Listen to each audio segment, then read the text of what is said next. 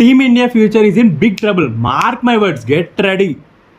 దొరికిందే సంద అని చెప్పి బిజినెస్ కోసం ఐపీఎల్ని impact player and batting pitches పెట్టుకొని ఎలా పడితే అలా ఆడుతున్నారు. 264 చేసింది, 228 చేసేది, నియర్లీ 1000 రన్స్ స్కోర్ చేశారు అండ్ 6 4. ఇంకా మీకు చెప్పవసరం లేదు నాకు అవన్నీ. సో నేను చెప్తుంది ఏంటంటే అందరూ బాగా ఆడుతున్నారు కదా అని చెప్పి మనం అందరం ఎంజాయ్ చేస్తున్నాం. But coming to the facts, international team India ఖచ్చితంగా స్ట్రగుల్ అవుతారు. బయట కంట్రీస్కి వెళ్ళినప్పుడు ఫారెన్లో వాళ్ళు పెట్టే స్వింగ్ పిచ్చెస్ చూడు, క్లూ కూడా అర్థం కాదు ఎలా ఆడాలి అనేది. ఇంగ్లాండ్, సౌత్ ఆఫ్రికా, ఆస్ట్రేలియా, మీకు తెలుసు పిచ్చెస్ ఎలా ఉంటాయి. ఈవెన్ స్పిన్ కూడా ఆడలేరు ఈ ఫ్లాట్ పిచ్చెస్ మీద ఆడి.